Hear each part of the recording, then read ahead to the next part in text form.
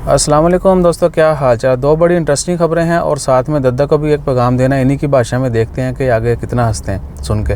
और इससे पहले एक अफसोसनाक खबर है और वो है उम्रा वाली बस जो ओमान से लोग जाते हैं बाई बस उम्रा के लिए। उस बस में आग लगने का वाक़या पेश है। अल्लाह ताला खैर फरमाए। अभी तक कोई और रिपोर्ट नहीं है, सिर्फ कुछ वीडियोज़ वायरल हो रही हैं जिसमें बस को आग लगी हुई है। बाकी जैसे कोई मज़ीद डिटेल आती है वो भी शेयर करते हैं और आप भी दुआ करें कि अल्लाह ताला खैर फरमाए।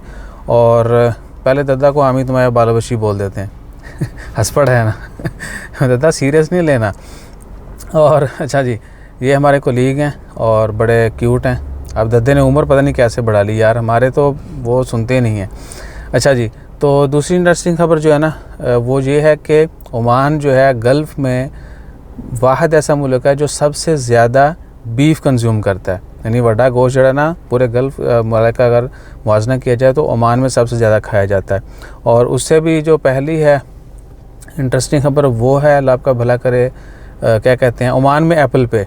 तो ओमान सेंट्रल बैंक ने अनाउंसमेंट कर दिया, खबर जो है खुशखबरी आ गई है कि वो ऑलरेडी काम कर रहे हैं इसके ऊपर और जल्द ओमान में एप्पल पे भी इनेबल हो जाएगी और एप्पल पे से लोग ऑनलाइन पेमेंट कर सकेंगे। ये थी जी इंटरेस्टिंग खबरें। और दादा आमी तुम्हारे बाला बच्ची का जवाब क्या है? आमी तुम्हारे भालोबासी।